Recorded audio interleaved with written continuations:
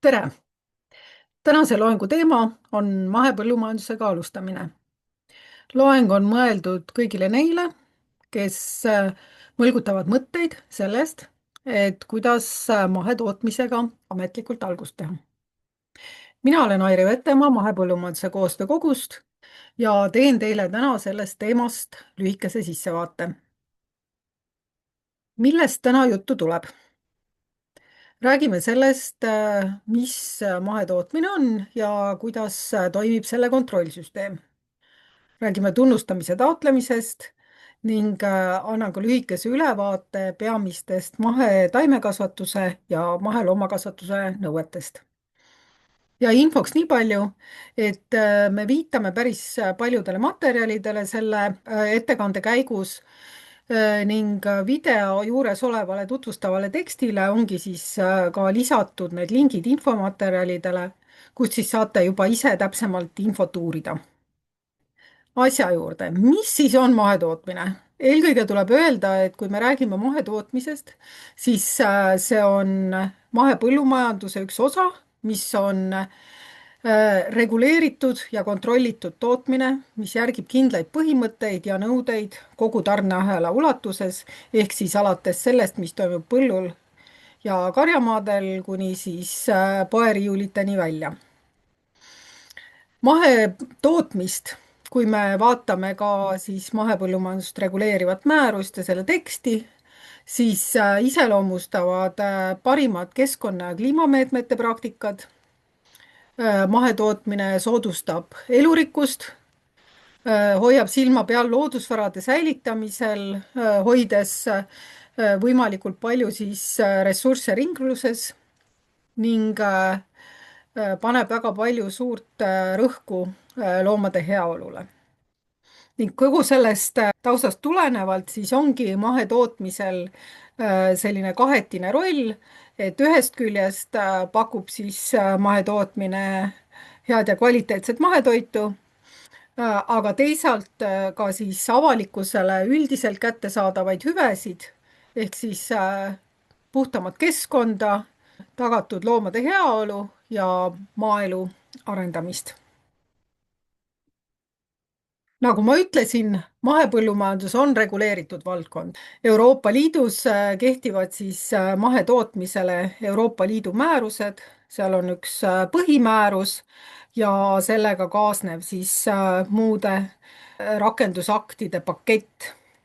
Nii et see on üsna mahukas materjal ja peab ütlema, et ega vist ei saa eeldada, et tootjad selle juriidilise tekstiga otse tutvuma hakkavad, nii et selleks ongi siis koostatud tootjatele mahepõllumajanduse nõuete selgitus, kus siis on kajastatud need nõuded, mida järelevalveasutus teil kontrollib ja ühtlasi ka selgitused siis nendele nõuetele. Ja kuidas see kontrollsüsteem töötab?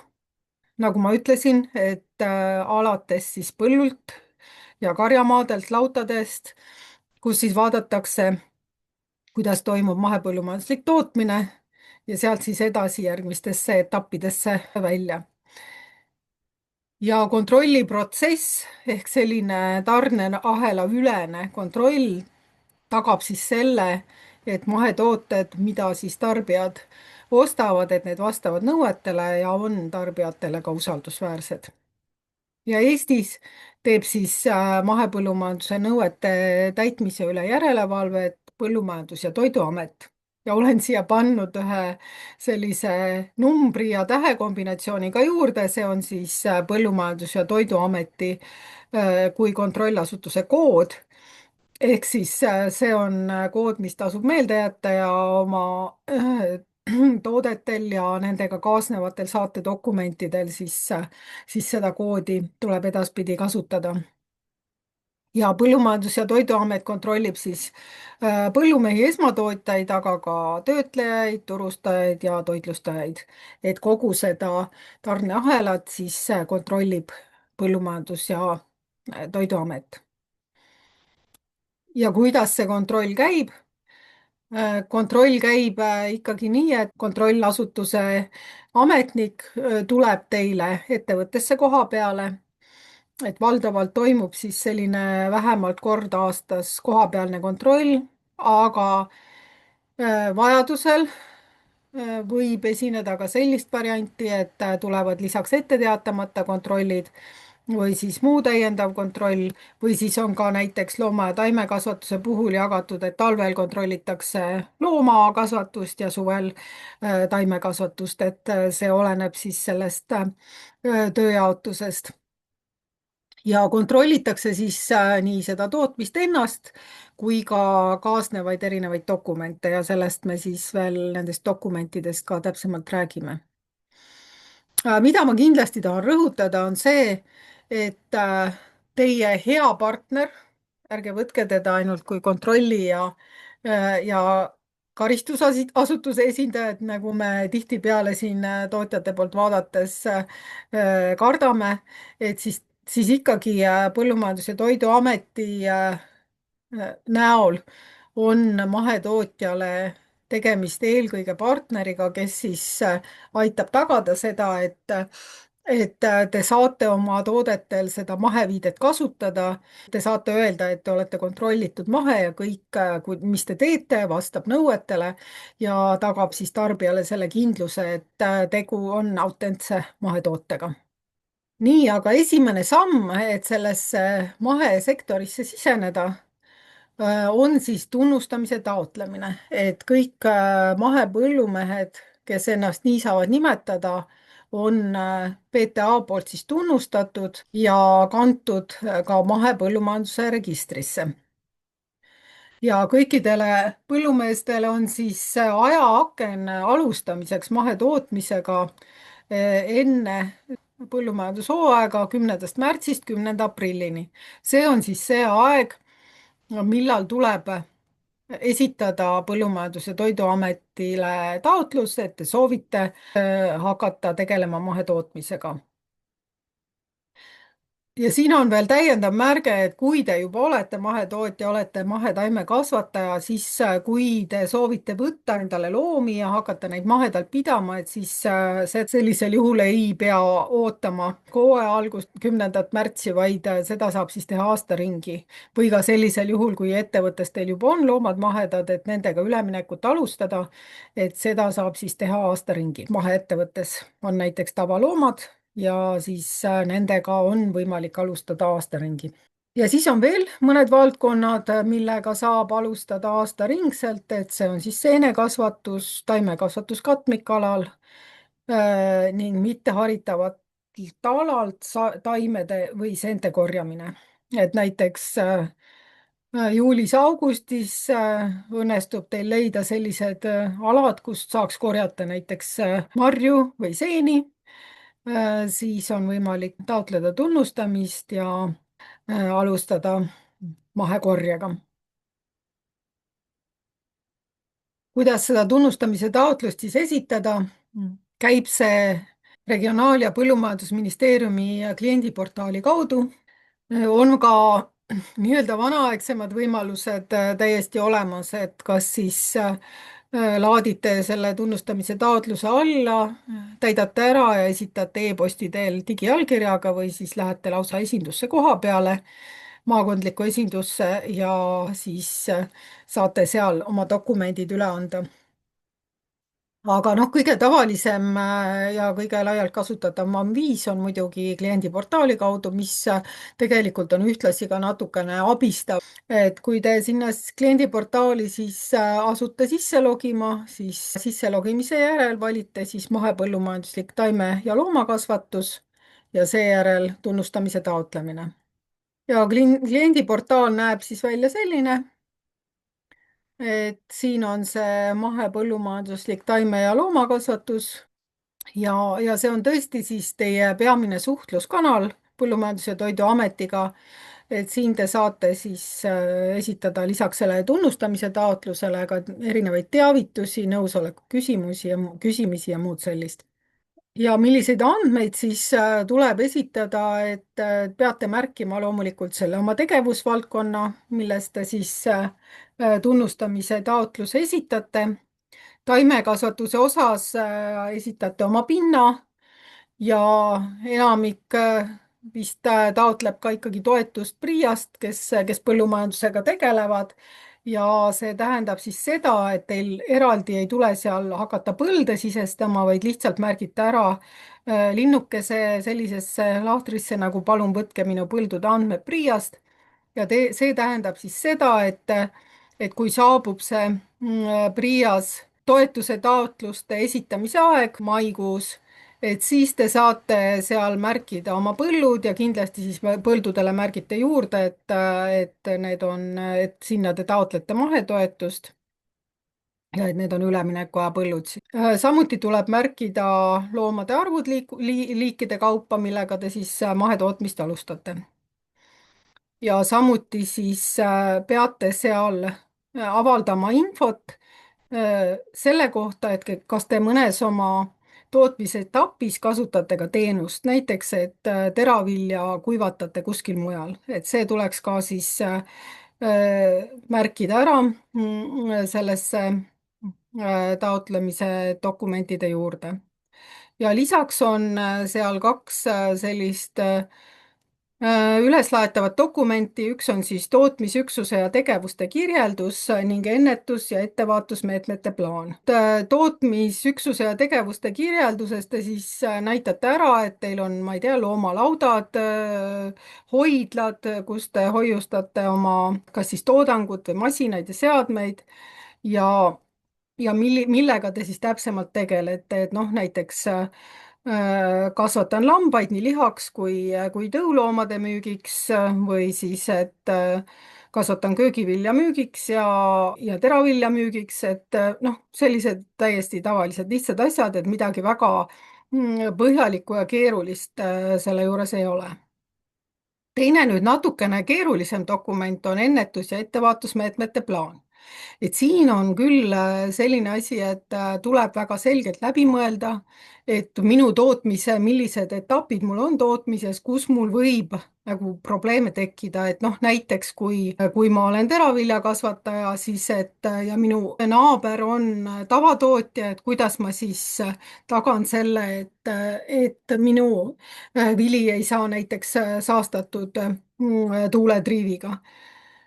Või siis, et kuidas ma tagan näiteks selle, et hoiustamisel minu vili püsib kvaliteetsena. Kuidas ma tagan selle, et ma ei too loomataude ettevõttesse ja muud sellised asjad. Ja mõlemate nende dokumentide kohta on olemas ka täitmise juhendid ja näidised, nii et kui nendele peale vaadata, siis usun, et tegelikult on need asjad, mis on lõpuks ikkagi suhteliselt lihtsalt tehtavad. Aga eriti just see ennetus- ja ettevaatusmeetmete plaan, et see on kindlasti see koht, mis ongi mõistlik läbi mõelda.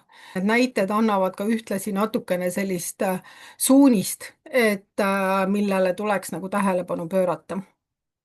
Tunnustamise taotluse esitamise ajal, kui te seda teete ka kliendiportaalis, siis avaneb ka kohe riigilõivu maksmise aken, nii et te saate selle riigilõivu kohe ära maksta. Selle baasmäär on, mis kehtib siis kõikidele ettevõtjatele, on 62 eurot, millele siis lisandub iga kontrollitava maa hektari kohta 1,5 eurot. Ehk siis noh, näiteks, et kui teil on umbes 300 hektarit pinda, et siis tuleks maksta umbes 500 eurot natukene peale, aga kui te olete samas väiketootja, ehk siis teil on, ütleme, aiandustalu, kus ongi 10 hektarit maad, et siis jääb see summa 100 eurost allapoole. Nii et kõik oleneb nagu mahust. Ja seda ei arvestata, et kas teil on loomad või ei ole loomad, et sellest eraldi juurde maksma ei pea. Ja nüüd korjealade puhul siis käib ka tasumine hektari kohta, aga see hektari summa on siis oluliselt väiksem, et see on 0,24 eurot ja on seatud ka ülempiir, et kui väga suurtel pindadel korjet tehakse, et siis üle 5000 euro see kindlasti ei ole. Ja kui nüüd dokumendid on ära esitatud, riigilõiv on tasutud, siis 60 tööpäeva jooksul, arvates siis sellest 10. aprillist, mis on taotluste esitamise tähtaeg, tuleb teile koha peale PTA kontroll. Teiega lepitakse siis see aeg kokku, millal kontroll tuleb ja kohapeal siis kontrollitakse põldude ja loomade olukorda ja tootmishooneid ning vaadatakse, et kas need vastavad nõuetele ja samuti siis vaadatakse ka dokument. Igal tootjal on olemas põlluraamat, see ei ole mingi uudis, et siis kontroll vaatab põlluraamatusse sisse, mis teil seal kirjas on, vaatab loomakasvatuses söötade arvestust, veterinaarravi arvestust ja kõik need dokumendid ja kuidas te seda arvestust peate, et see on tegelikult täiesti teie enda otsustada. PTA on teinud ka sellised nii-öelda abitabelid või soovituslikud vormid, et kui teil endal ei tule ühtegi mõtet, et kuidas neid andmeid kirja panna, siis saab seda PTA vormi kasutada ja no näiteks söötade arvestuse puhul võib küll PTA seda vormi soovitada, et see on teile endale ka abiks. Ja miks seda arvestust siis peab pidama, et kontrollasutusel peab olema võimalik siis selgeks teha, et kust tuleb teie tooraine, kuhu läheb teie toodang, kas need asjad on omavahel vastavuses, et see on siis lõppkokkuvõttes kõik selle tarbija huvides, et ta saaks usaldada teie ettevõtmist, et tõesti kõik, mis sisse tuleb, vastab nõuetele ja välja ei müüda rohkem, kui see tegelikult võimalik on. Ja kui nüüd selgub, et ettevõttes on teatud nõuetele mittevastavusi, aga neid on võimalik siis korda teha, siis PTA annab selleks tähtaja. Nii et teete oma, ma ei tea, kas dokumendid korda või on siis midagi vaja paremini teha, näiteks kuskil ladustamisel või on vaja loomadele natuke rohkem ruumi tekitada ja seda on võimalik teha, et siis kõiki neid asju saab parandada ja antakse uus tähtaeg ja tuleb PTA teid uuesti kontrollima ja kui siis kõik on korras, kantakse teie ettevõte mahepõllumajanduse registrisse ja väljastatakse siis ettevõtte mahesertifikaat. Ja mahepõllumajanduse register on andmebaas, kust on siis võimalik kõiki mahepõllumajanduse erinevates valdkondades tegutsevaid ettevõtjaid leida ja kust saab ka sellise natuke üldisema ülevaate selle kohta, et millega mahetootjad tegelevad. Ja iga ettevõtja kohta on siis võimalik võtta välja registri väljavõte ja seal on siis väga täpselt kirjas kõik, mida te teete. Milliseid kultuure te millistel pindadel kasvatate ja kas see on siis mahe või on alles üleminekus, et kui teie nüüd alustate üleminekut ja teile väljastatakse see esimene sertifikaat, siis on kõik teie pinnad seal ilmselt esimese aasta üleminekul. Ja järgmisel aastal, kui teid uuesti kontrollitakse, siis on tegu juba teise aasta üleminekuga. On olemas siis selline ettevõtjate sertifikaatide üle-euroopaline andmebaas Trace'is, et see on koht, kus on kõikide Euroopa Liidu mahetootjate sertifikaadid olemas, leitavad ja siit on võimalik ka ingliskeelset sertifikaati leida, ka näiteks kui keegi soovib teilt midagi hankida, midagi osta, et siis ta saab siit kontrollida, et kas te olete ikkagi mahetootja ja teatud juhtudel siis saab ka need, kui on soovi, saab kanda ka siia sertifikaadile siis kogu selle info, mis on olemas registri väljavõttel. Ja nüüd siis on järgmine etapp, et oled kenasti kantud mahepõllumajanduse registrisse ja algab üleminekuaeg. Et üleminekuaeg tegelikult hakkab sellest hetkest, kui te oma selle mahepõllumajanduse ülemineku taotluse esitasite ja seda siis loetakse erinevalt, olenevalt sellest, et mida te täpsemalt kasvatate. Et põllukultuuridel siis kestab üleminekuaeg 2 aastat enne külvi. Ehk siis mahedana saab märgistada alates 3. aastast külvatud ja koristatud kultuure. ehk kui te teisel üleminekuaastal külvate talivilja, siis 3. aastal seda koristades, seda te veel mahedana müüa ei saa. See kultuur peab olema juba külvatud ülemineku läbinud maale.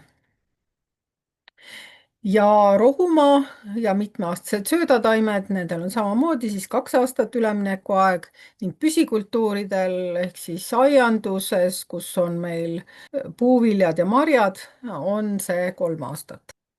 Ja kui te nüüd alustasite nii taime kui ka loomakasvatusega korraga, siis 2 aastat üleminekuaega kehtib ka teie loomadele ja nende järglastele. Ehk et kui näiteks te 10. aprillil alustasite üleminekut, siis täpselt 10. aprillil 2 aasta pärast on kõik teie need loomad, kes siis on kas olid alguses juba seal teie ettevõttes olemas ja nende järglased, kõik on siis täpselt selle 2 aasta pärast maheloomad. Ja mesinduses on üleminekuaja pikkus 1 aasta ning mitteharitavatel aladel taimede või seente korjamisel üleminekuaega ei ole, et kui need tunnustatakse sobivaks korjealaks, siis sealt loomulikult saab kohe mahesaadusi korjata. nii, aga nüüd siis lühike ülevaade mahepõllumajanduse nõuetest taime- ja loomakasvatuses. kui me räägime mahetaimekasvatusest, siis sageli öeldakse, et noh, selge, ei pritsi, ei väeta. Kumbki nendest väidetest ei ole päris korrektne. tootja jaoks võib-olla on kõige olulisem väga hästi läbimõeldud ettevõttesse sobiv külvikord.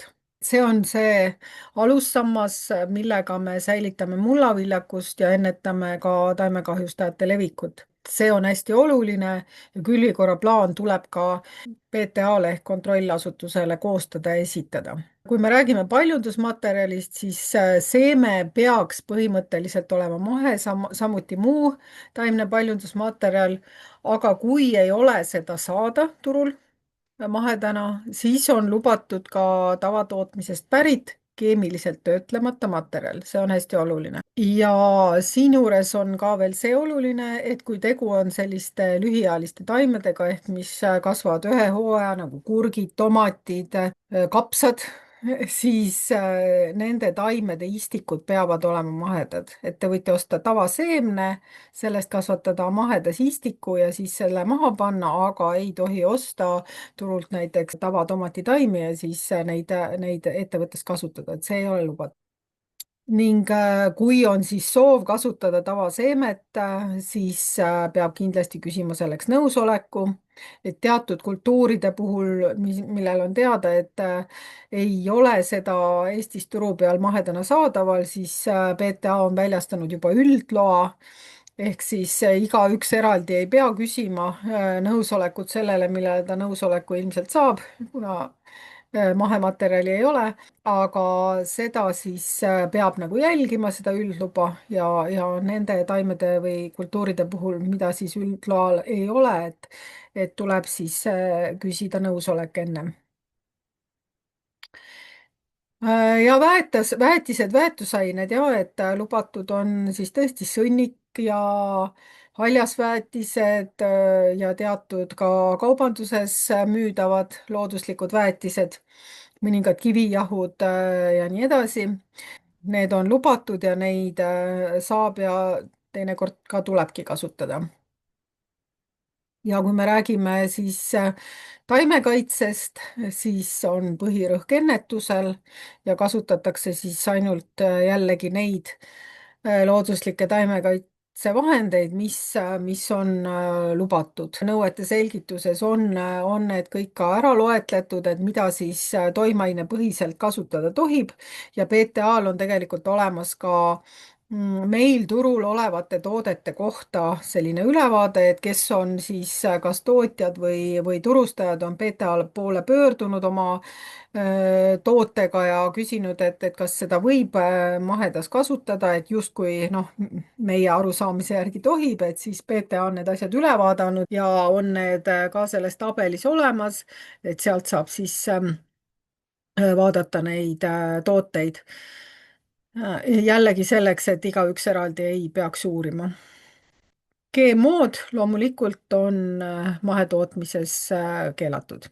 Ja mis veel oluline, et mahetaimekasvatus toimub elavas mullas vahetult aluspinnase peal. Et noh, põllul meil ei tekigi küsimust, aga küsimus on nagu kasvuhoonetes. Et see tähendab, et kasvulavadel ei saa kasvatada, et nad peavad olema ikkagi selle nii-öelda kasvuhoones seal mulla peal, vahetult aluspinnasel, et see on teatud selline piirav tegur, mis võib-olla paljusid ka pahandab, aga selline see reegel on. Ja pottides on siis erandina lubatud selliseid maitse- ja dekoratiivtaimi kasvatada, et mida müüakse tarbijale koos potiga. Kui on siis poes, tarbija näeb, et jah, et see ongi potis kasvanud, et siis on nagu okei. Aga kui on juba poti pealt nagu maha lõigatud need taimed, et siis enam mahedana seda märgistada ei saa. Toodangu puhul on hästi oluline, et tõesti mahetoodang oleks igal ajahetkel siis nagu selgelt märgistatud, et ei toimuks saastumist mahetootmises mitte lubatud ainetega. Et ladustamisel peab vaatama, et ta ei puutuks kokku millegi sellisega, mis võiks saastada seda mahetoodangut ja et ka tavatoodanguga kokkupuudet ei oleks. No põlluraamat on selline tavapärane asi juba, kõik tootjad seda kasutavad ja teavad, et põlluraamat on siis üks selline põhiline dokument, mida ka PTA kontrollib ja kus on siis kogu info, eks ju, ka kasutatud väetiste ja nii-öelda koristatud saakide kohta. Ettevõttesse toodud saaduste, toodete ja nende kasutamise kohta peetakse arvestust ja samuti siis selle toodangu kohta peetakse arvestust, mida ettevõttes toodetakse. Et see on nagu hästi oluline selles võtmes just, et oleks võimalik kontrollida, et kas siis ettevõttest välja müüdud kogused on nagu realistlikud, et kõik on ikka korrektne ja õige ja et sisse ka ei oleks toodud siis selliseid tooteid, mida kasutada tegelikult ei tohi. Ja loomakasvatuses on siis loomade heaolu on A ja O. Sellest tulenevalt on siis ka liikumisruumi miinimumnõuded, nõue, et loomad pääseksid karjamaale, et neil oleksid sellised pidamistingimused, mis on neile omased, et me ei tohi loomadele tekitada liialt palju stressi. Samuti siis söödale on väga selged nõuded, et mahesööt on see, millega tuleb loomi sööta. Koresööt on sätestatud selle minimaalne kogus ratsioonis.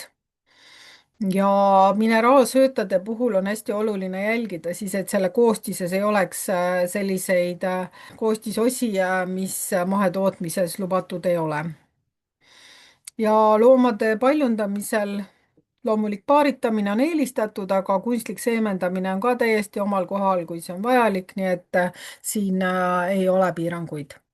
Hormoone paljunemise esilekutsumiseks kasutada ei tohi. Samuti on embro siirdamine keelatud näiteks. Ja jällegi, nagu ka taimekasvatuse puhul, tegelikult on kõige olulisem ennetus, et me peame tagama loomadele hea sööda ja head pidamistingimused. Sellele tuleb mõelda, et nad ei haigestuks, see on kõige olulisem, aga loomulikult, kui loomad haigestuvad ja seda juhtub ka kõige paremates nii-öelda ettevõtetes, et siis ravida tuleb ja ravida tuleb siis loomaarsti poolt määratud ravimitega, aga mis on siis erinev tavatootmisest, on see, et keeluaeg on kahekordne. Ja kui ravimil keeluaega ei ole, siis 24 tundi, et see on siis see keeluaeg, mil peab toodangut nii-öelda kinni hoidma, et näiteks kanamune või piima või ei tohi müüa sellel ajal. Või siis ka loomi ei tohi tapale viia sellel ajal. Ettevõttesse tuleks eelkõige tuua maheloomi, kui teil on vajadus loomi juurde tuua. aga kui maheloomi sobivaid pole saada, siis on lubatud ka mitte maheloomade sissetoomine. Et näiteks noh, mis on väga tavaline, on see, et aretuse eesmärgil, eks ju, tõupulli, tõujäära te väga sageli ei saa mahedana, kas või juba selle suguluspaarituse pärast või muudel põhjustel, et geneetikat parandada, siis peab see valik olema võimalikult lai ja seega siis tuleb selleks küsida nõusolek. Ja kui te toote neid tavaloomi sisse oma ettevõttesse, et siis sellele on teatud vanuselised ja arvulised piirangud. Ja nõuete poolt olekski siis selline väga kiire ülevaade. Loomulikult neid nüansse ja detaile on oluliselt rohkem, aga selline võib-olla kõige olulisem on siis, sai siis sellega välja toodud ja kindlasti tasub siis neid nõudeid üksipulgi läbi lugeda just nimelt sellest nõuete selgitusest tootjale, kus te siis saate vaadata täpselt oma loomaliigi ja oma tootmistüübi kohta käivad nõuded ja nendest siis tootmisel lähtuda. Ja kui te nüüd olete tunnustamise taotluse esitanud, olete nii-öelda mahetootjate ringis, siis teil on võimalik ka taotleda mahetoetust. Ja on kaks erinevat toetust, siis on taimekasvatuse ja loomakasvatuse toetus. Kui te taotlete taimekasvatuse toetust, siis kahel esimesel aastal on siis see toetuse määr alustajatele 10% kõrgem.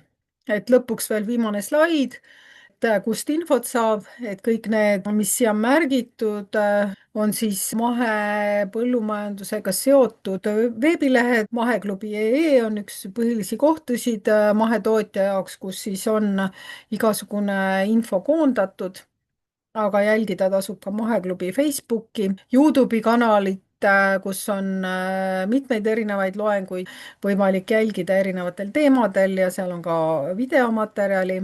Ja siis riigiasutused, Regionaal- ja Põllumajandusministeeriumi veebileht sisaldab ka oma mahepõllumajanduse alamlehte ja Põllumajandus- ja Toiduamet loomulikult, et ka nendel on siis selline reeglistik, infomaterjalid ja juhendmaterjalid ja siis need soovituslikud erinevad vormid, et need on siis kõik ka sealt alla laetavad. Et need lingid, mida te siin siis näete, et need on ka siis selles praegust videot kirjeldavas tekstis kõik olemas, nii et sealt saate nad hõlpsasti kätte. Ja mina tänan teid kuulamast ja loodan, et liitute mahetootjate tubli perega juba lähiajal. Aitäh teile!